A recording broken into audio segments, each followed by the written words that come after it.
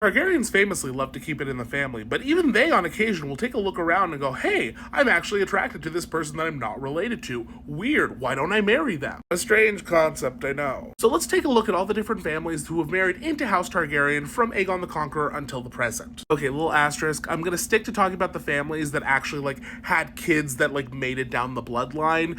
There was occasionally, a family here or there who would marry in, they wouldn't have children or their children wouldn't make it, and so they're not, actually in the family tree, if that makes sense. Daenerys isn't related to some of these people, but I'm only going to talk about the ones that she is related to. Got it? Cool. Also, if my voice sounds weird, I am still sick, but I'm trying, y'all. Okay, we of course begin with House Targaryen. They are a given, but then there are 6 other houses that Daenerys is related to that are not, House Targaryen themselves.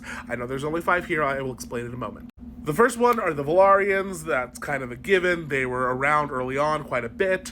Then you have the Aarons. Then you have the Martells. Then you have the Danes, and then the Blackwoods. Now, to take a look at how these families all entered the mix and would eventually lead down to our Mother of Dragons, let's go back to the family tree, shall we? I found this wonderful graphic that makes my job very easy, so let's go through it, shall we? We begin, of course, with the Conquerors. We have Rhaenys, we have Aegon, we have Visenya. So, Aegon and Rhaenys, they have Aenys. Aenys marries into our first other house, which is House Velaryon.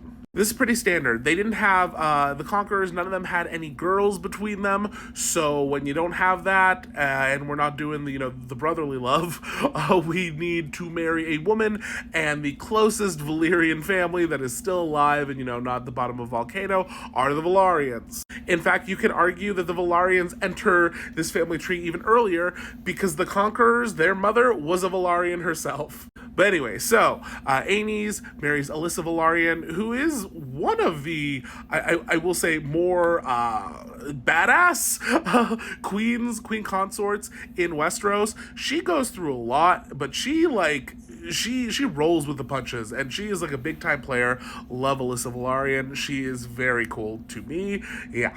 Anyway, her and Aenys, they get busy, they have lots of kids. Some of those kids end up being Jaehaerys and Alysanne.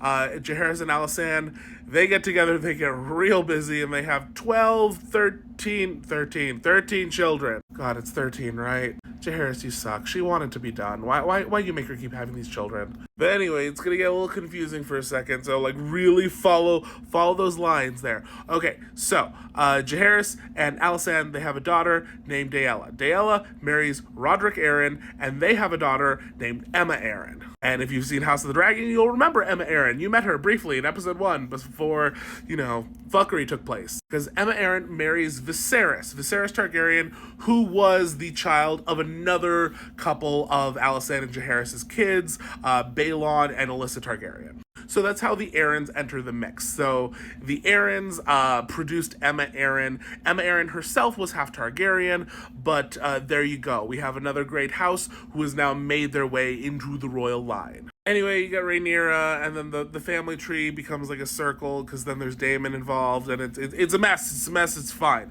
We're going to move on a little bit to one of their children that would eventually become a king, who becomes Viserys II, so follow Viserys II up there. Viserys II marries a woman named Lara Rogaire. Lara Rogaire, I don't know, pronunciation. So the Rogaires become the third family that marries into House Targaryen, and they're the one family that I left off the list earlier because they are technically not a house from Westeros. They're just not. They are from Lys, so they are from Essos. They are an old Valyrian family. They claim Valyrian descent, and they basically get involved through some fuckery that I'm not going to go deep into in this video because it contains some House of the Dragon spoilers, and anyway, it's a thing. They somehow get Lara married to Viserys, and now you have this, family that's now married into House Targaryen. Cool.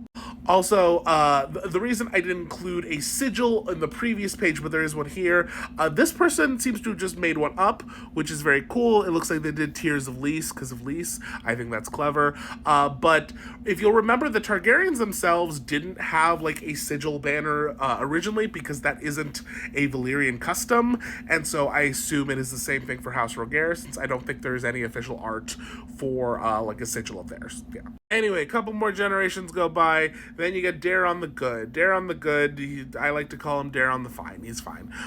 He ends up marrying a Martell, and this is how Dorne is brought into the Seven Kingdoms. Yippee! Woo! We did it! Marriages! Yay! He marries Mariah Martell, and they have a smattering of kids because they have a nice marriage, and isn't that lovely? This is also where we get an influx of dark-haired Targaryens who all start having very bad luck because, I don't know, cosmic racism, Anyway, they got 4 kids, and then one of their 4 kids is Maekar. Maekar marries another Dornish woman, in this case Diana Dane, because, I don't know, he shares his dad's affinity? I don't fucking know.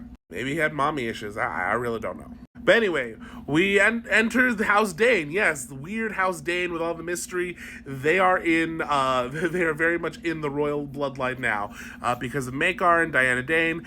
They also seem to have a pretty happy marriage. They end up having 4 children of their own. And one of those children, Aegon, well, he becomes the king. But don't worry, he has a wife, so he can have the children. And that wife is Betha Blackwood. So the Blackwoods have entered the chat, much to the chagrin of the Brackens, who are bitter boots. Once again, when a Targaryen is really just like rebelling against their family, they love to marry a brunette. They just really seem to love it. Because remember, at this point, we've had 3 successive generations of not incest. But once again, when a Targaryen man marries a brunette, they seem to have a swell marriage. They end up doing better than, Gramps and Great-Gramps over there. And they end up having 5 children. And that's where the incest starts again, unfortunately. Because apparently when you have 3 successive generations of not marrying your siblings, suddenly the rebellious thing becomes, well, what if I marry my siblings? Because Targaryens apparently don't do that anymore, but I'm gonna do that. Boo. A quick little tidbit before I let y'all go. Notice that Betha Blackwood, a Blackwood, is in the Targaryen family tree, lineage, bloodline, whatever here. The Blackwoods are a First Men house, so that the blood of the First Men is now fully in the Targaryen line here. I just want to point that out because a lot of people get really weird and like eugenicsy about bloodlines, especially when they're wanting to put forward like Jon Snow as like the perfect candidate for stuff because they're like, hey, because he's got Valyrian blood and he's got First Men blood and no one else has that. Literally, Daenerys literally has that. So I mean, even if we were gonna make the weird eugenicsy argument, like it's they have the same. I don't even know what to tell you. And like literally like the same amount. Because remember, yes, there have been a few more incest generations, but the last newbie to enter was the Blackwood. So that's still like the majority of. God, it's so bad. You get it, because she's still basically like 50% Blackwood at this point. It's fine. Anyway, those are the 6 houses. You got the Velaryons, you have House Aaron, you have House Rogaire, you have the Danes, you have the Martells, and then you have the Blackwoods. If you want me to do another video about like the ones who married in and then didn't produce offspring that kept the tree going, I can do that. Let me know in the comments. Anything else you want me to talk about? Y'all are cool. Like the buttons, hit the buttons. I posted this late. I'm sick. Make it not bomb. Cool. Y'all are cool. Bye.